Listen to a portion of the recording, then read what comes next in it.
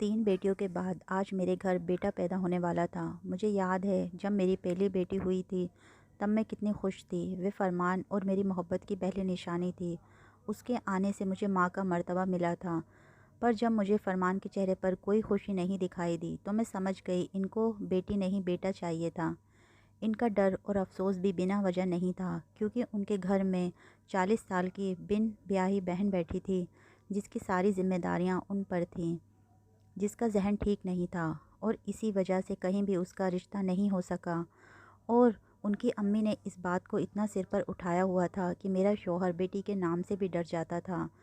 پر میری ایک کے بعد ایک دوسری اور پھر تیسری بھی بیٹی ہی ہوئی تھی تو میرے شوہر کے ساتھ ساتھ میری بھی ہمت ٹوٹ گئی تھی۔ میرا شوہر فرمان، جس کے لیے میں نے ہر رشتہ ناتا توڑ دیا تھا، وہ میری محبت ہی نہیں جنون بھی تھا۔ میں اس کو دنیا کی ہر خوشی دینا چاہتی تھی، پر قدرت کے ہاتھوں مجبور ہو گئی تھی کہ میری صرف بیٹیاں ہی پیدا ہو رہی تھیں، جن کی وجہ سے فرمان مجھ سے دور ہو گئے تھے۔ میں ہر طرح کی کوشش کر کے انہیں خوش رکھنا چاہتی تھی۔ وہ اپنی ماں کے کہنے پر دوسری شادی کرنا چاہتے تھے۔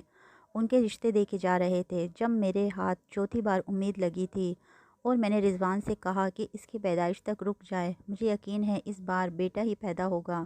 بیٹے کی امید پر وہ بھی کافی خوش رہنے لگے تھے۔ میرا بے حد خیال رکھتے ہوئے وقت کا پہیہ چلتا رہا اور انتظار کے دن ختم ہو گئے۔ میں نے فرمان سے کہا گاڑی منگوائیں اور ہم بچے کے سارے سامان کے ساتھ اسپتال کے لیے روانہ ہو گئے۔ وہاں پہنچ کر مجھے لیبر روم میں لے کر گئے اور فرمان اور میری ساس بے صبری سے باہر انتظار کرنے لگیں، پر اندر پہنچ کر میری تکلیف بہت زیادہ بڑھ گئی تھی۔ میں نے پہلے بھی 3 بیٹیاں پیدا کی ہوئی تھیں۔ مجھے اندازہ تھا کہ بچہ پیدا کرنا مشکل ہے، مگر یہ تکلیف اس سے بہت زیادہ تھی اور نہ جانے کب درد کی شدت برداشت نہ ہوئی اور میں بے ہوش ہو گئی۔ پتہ نہیں کتنے وقت کے بعد مجھے ہوش آیا تو میں اسپتال کے کمرے میں لیٹی ہوئی تھی۔ میرے پاس کوئی موجود نہیں تھا۔ مجھے لگا شاید سب میرے بیٹے کے پاس ہوں گے، پر تھوڑی ہی دیر میں ایک نرس میرے پاس آئی تو میں نے بچے اور باقی گھر والوں کا پوچھا۔ اس کی آنکھوں میں ایسی چمک آ گئی تھی، مجھے لگا ابھی وہ مجھے بیٹی کی خوشخبری دے گی، مگر اس کے جواب نے میرے زمین اور آسمان کو ہلا دیا تھا۔ جب اس نے کہا کہ ماشاء اللہ آپ نے چاند جیسی بیٹی پیدا کی ہے، ایک دم سے میرے سامنے وہ سارے خواب گھومنے لگے تھے جو میں نے فرمان کو دکھائے تھے اور خود بھی دیکھے تھے۔ میرے دل کی دھڑکن تیز ہوتی گئی۔ میں نے پوچھا کہ میرے شوہر کہاں ہیں؟ اس نے بتایا کہ وہ کل سے نہیں آئے ہیں۔ میری ساس یہاں پر تھی، وہ بھی 2-3 گھنٹے سے رکشہ لانے کا کہہ کر گئی ہیں تو ابھی تک واپس نہیں آئی ہیں۔ اس نے بچہ اٹھا کر میرے سامنے کیا اور کہا اسے دودھ پلا دیں۔ میرا دل نہیں چاہا کہ میں نظر اٹھا کر اس بچی کو دیکھوں۔ یہ وہی تھی جس نے پیدا ہوتے ہی مجھے آسمان سے اٹھا کر زمین پر پھینک دیا تھا۔ میں نے جلتے ہوئے دل سے غصے والی نظر سے اس کی طرف دیکھا۔ نرس نے صحیح کہا تھا، یہ بالکل چاند جیسی تھی، پر شکل صورت سے کیا ہوتا ہے، بیٹا تو بیٹا ہوتا ہے۔ نرس نے بچی کو میری گود میں لٹا دیا اور دودھ پلانے میں مدد کرنے لگی۔ تھوڑی دیر بعد میری ساس بھی آ گئیں۔ ان کا چہرہ دیکھ کر میں سمجھ گئی تھی کہ ان لوگوں کو بیٹی کے ساتھ اب میری کوئی بھی ضرورت نہیں رہی ہے۔ رکشے میں مجھے بہت تکلیف ہو رہی تھی، پر پھر بھی میری ساس اس سے کہہ رہی تھی بھائی ذرا تیز چلاؤ۔ میں چپ چاپ سب برداشت کر رہی تھی اور دل ہی دل میں اپنی بیٹی کو کوس رہی تھی۔ گھر پہنچے تو سب سے پہلے میری نظر فرمان کو ڈھونڈنے لگی، پر وہ موجود نہیں تھے۔ ساس نے کمرے تک آنا بھی ضروری نہیں سمجھا۔ میں نے بچی کو اپنی بڑی بیٹی کو دے دیا اور خود دیواروں کا سہارا لیتے ہوئے کمرے تک پہنچی جہاں میری باقی بیٹیاں بھی موجود تھیں۔ ان سب پر مجھے پیار آ گیا کہ میں نے انہیں 2 دن سے نہیں دیکھا تھا، پر اس نئی بچی سے مجھے کوئی لگاؤ نہیں تھا جس نے میرے سارے خواب توڑ دیے تھے۔ وقت گزرتا رہا۔ فرمان مجھ سے خفا رہنے لگے تھے، نہ تو ٹھیک سے بات کرتے اور نہ کوئی خرچہ دیتے۔ میرا صبر جواب دے چکا تھا، مجھ سے اور برداشت نہیں ہو رہا تھا۔ میں اپنے محبوب شوہر کی بے رخو کے لیے کچھ بھی قربان کر سکتی تھی، اور یہ منحوس بیٹی تو ویسے بھی میری آنکھ کا تنکا تھی۔ میں نے آہستہ آہستہ اسے اپنا دودھ بھی دینا بند کر دیا تھا۔ جب بھوک کی وجہ سے وہ بہت روتی تو ایک بار فیڈر پلا دیتی۔ اس کا پیٹ بھر جاتا ہے یا نہیں میری کوئی توجہ نہ ہوتی تھی۔ میں اس کو سلا کر کمرے کا دروازہ بند کر دیتی تاکہ رونے کی آواز بھی باہر نہ آئے، اور سارے کام مکمل کر کے پھر ہی دروازہ کھولتی تھی۔ میری ساس بھی اس بات کو بخوبی سمجھ چکی تھی کہ میں اپنی بیٹی کے ساتھ کیا سلوک کرتی ہوں، پر دل ہی دل میں وہ بھی ناراض تھیں، اس لیے کبھی کچھ نہیں کہا۔ رات میں اکثر میری بیٹی بہت روتی تھی۔ ایک رات اچانک میری آنکھ کھلی تو کیا دیکھتی ہوں کہ میری بیٹی کے منہ سے فیڈر لگا ہوا ہے، وہ دودھ سے بھرا ہوا ہے۔ میں پریشان ہو کر اٹھ گئی۔ یہ کس نے کیا ہوگا؟ بہت سوچا، شاید میری پگلی نند نے دے کر گئی ہوگی یا اس کی بڑی بہن نے دے دیا ہوگا۔ پھر ایسا روز روز ہی ہونے لگا تھا۔ رات میں جب بھی کبھی میری آنکھ کھلتی تو اس کا دودھ ہمیشہ اس کے پاس موجود ہوتا۔ اب اس نے رات میں رونا بالکل ہی چھوڑ دیا تھا۔ اب نہ میری نیند خراب ہوتی اور نہ ہی دھیان دیتی کہ اس نے دودھ پیا ہوگا یا نہیں۔ پر ایک عجیب بات تھی کہ میری بیٹی کی صحت اتنی اچھی ہو گئی تھی کہ وہ دن بدن موٹی ہوتی جا رہی تھی۔ گول مٹول ہونے کی وجہ سے بہت پیاری بھی دیکھنے لگی تھی۔ اس کی آواز سن کر پگلی پھپھو اس سے بات کرنے، اسے کھلانے کے لیے آ جاتی، پر میں اس کمرے سے باہر کبھی لے جانے نہیں دیتی تھی۔ نہ ہی کبھی باپ یا دادی نے کہا کہ بچی کو باہر لے آؤ۔ ایک دن میں کام میں بہت زیادہ مصروف ہو گئی تھی۔ فرمان کے مہمان آئے ہوئے تھے۔ سارا دن کمرے میں جانا ہی نہیں ہوا۔ شام تک بے حد تھک چکی تھی۔ کمرے میں پہنچ کر اس پر ایک سرسری نظر ڈالی۔ میری بیٹی دیکھنے میں بھوکی بالکل بھی نہیں لگ رہی تھی۔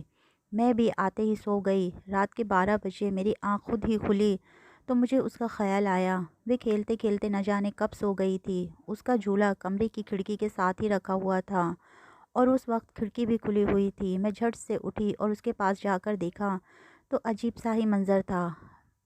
وہ بہت پیار سے کمبل میں لیٹی سو رہی تھی۔ دودھ کا آدھا بھرا نیا فیڈر پڑا ہوا تھا جس کو شاید اس نے آدھا پی کر ختم کیا تھا۔ میں نے چھو کر دیکھا، کمبل کافی مہنگا لگ رہا تھا۔ یہ کس نے لا کر میری بیٹی پر اڑا دیا ہوگا؟ یہ میری سمجھ میں نہیں آ رہا تھا۔ کہیں فرمان کو تو ترس نہیں آ گیا اس پر؟ میں بہت سوچ کر بھی کوئی نتیجہ نہیں نکال پائی۔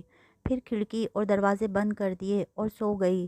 صبح فرمان پر میری خاص نظر تھی کہ کہیں یہیں تو بیٹی کے پاس جا کر خیال نہیں رکھ رہے ہیں، پر سارا دن ایسا کچھ محسوس نہیں ہوا۔ اس کی دادی سے ویسے بھی کوئی امید نہیں تھی، اس لیے میری پریشانی بڑھنے لگی۔ مجھے نہیں پتا تھا اس سے بھی بڑا جھٹکا تو مجھے اب لگنے والا ہے۔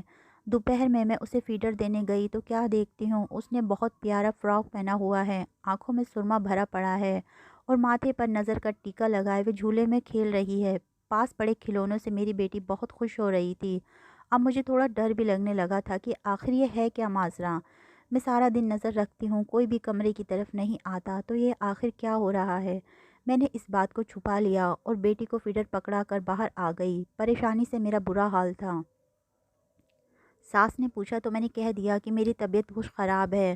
باقی سارا دن گھر کے ایک کونے میں بیٹھی سوچتی رہی۔ میری ایک بیٹی کی عادت تھی کہ اسکول سے آتے جاتے پہلے بہن کے پاس جا کر اسے دیکھتی، باتیں کرتی، پھر جلدی سے آ کر کھانا مانگتی۔ آج وہ جیسے ہی بہن کے پاس گئی تو جھولے میں سے وہ کھلونا اٹھا کر باہر لے آئی اور اس کی دادی کی نظر جیسے ہی کھلونے پر گئی، اسے دیکھتے ہی انہوں نے بچی کے ہاتھ سے وہ چھین کر دیکھا تو ان کی آنکھیں پھٹی کی پھٹی رہ گئیں۔ وہ بہت دیر تک کھلونا دیکھتی رہیں اور پھر اس کھلونے کو دیوار کے ساتھ رگڑ کے دیکھا۔ میں بھی انہیں غور سے دیکھ رہی تھی۔ وہ فوراً میری طرف بھاگ کر آئیں اور کہنے لگیں، بہو تیری بیٹی کے پاس یہ کھلونے کہاں سے آئے ہیں؟ میں جانتے ہوئے بھی انجان بن رہی تھی۔ میں نے ان سے کہا، مجھے نہیں پتا۔ یہ کہہ کر بس میں انہیں دیکھتی رہی۔ میری ساس بولیں، اگر میری بری نظر دھوکہ نہیں کھا رہی تو یہ پکا سونے کا لگ رہا ہے۔ میں جھٹکے سے اٹھی اور کھلونا ساس کے ہاتھ سے لے کر دیکھنے لگی۔ وہ ایسے دکھتا تھا جیسے سونے کا ہو، مگر اصلیت میں سونے کا ہو یہ تو میں سوچ بھی نہیں سکتی تھی۔ اتنے میں میری ساس اندر گئیں اور چادر لے کر آئیں اور کھلونا مجھ سے لے کر چادر کے کونے میں باندھا اور بغل میں چھپا کر کہیں باہر چلی گئیں۔ میں بیٹھ کر یہ سوچنے لگی کہ آخر یہ سب کیا ہو رہا ہے؟ میری بیٹی کے پاس ایسی چیزیں کہاں سے آ جاتی ہیں؟ ابھی تک تو مجھے خود بھی نہیں پتا تھا۔ میری بیٹی ہمیشہ کی طرح کھیلنے میں ایسی مصروف تھی جیسے اسے کوئی خوب ہنسا ہنسا کر کھلا رہا ہو، اور فیڈر دیکھا تو جیسے میں رکھ کر گئی تھی ویسے ہی بھرا پڑا ہوا تھا۔ مجھے بہت غصہ آیا کہ اس نے کل سے دودھ نہیں پیا ہے، پھر بھی چپ ہے، اور اوپر سے اب یہ ساس بھی تماشا بنائیں گی۔ خود پر قابو نہ کر سکی اور بچی کو یہ کہہ کر کہ تو میرے لیے کتنی آزمائشیں لائی ہے، ایک چماٹ اس کو دے مارا۔ پہلے تو وہ بہت تیز سے روئی، پھر خود ہی چپ ہو گئی۔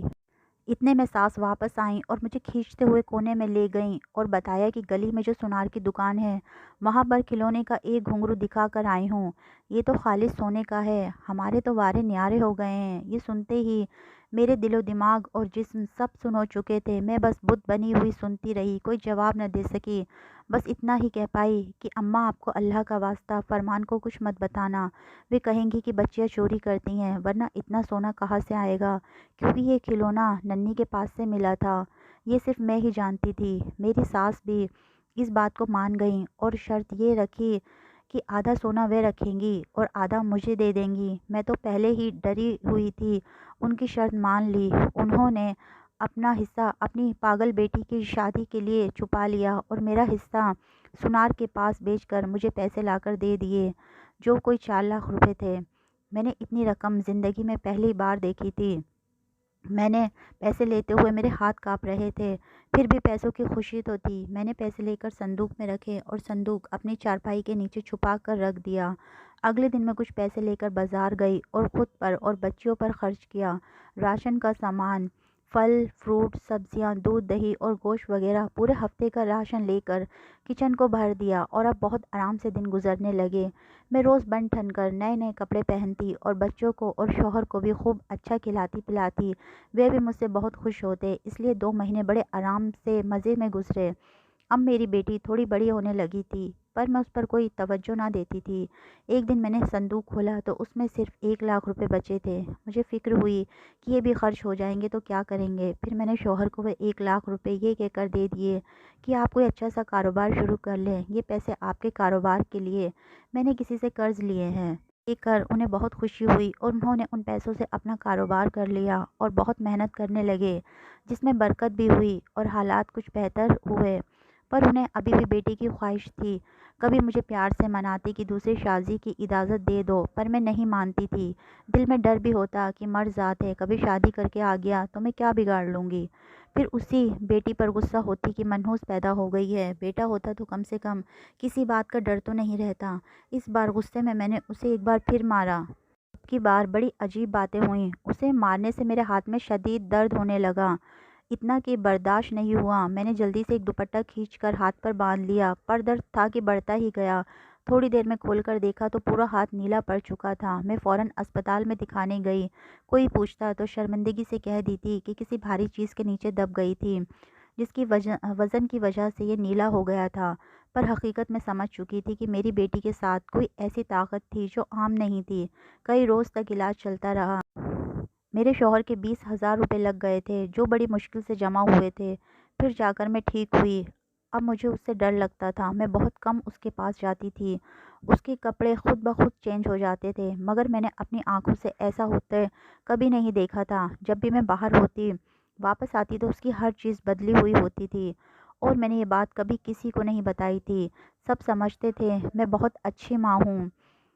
میری ساس اکثر بچی کو دیکھ کر کہتی تھی، یہ بھی پھوپھی پر گئی ہے۔ وقت کا پہیہ تیزی سے چل رہا تھا۔ میری بیٹیاں بڑی ہوئیں اور ننھی 8 سال کی عمر تک پہنچ گئی تھی۔ اس کا نام بہنوں نے عریشہ رکھا تھا۔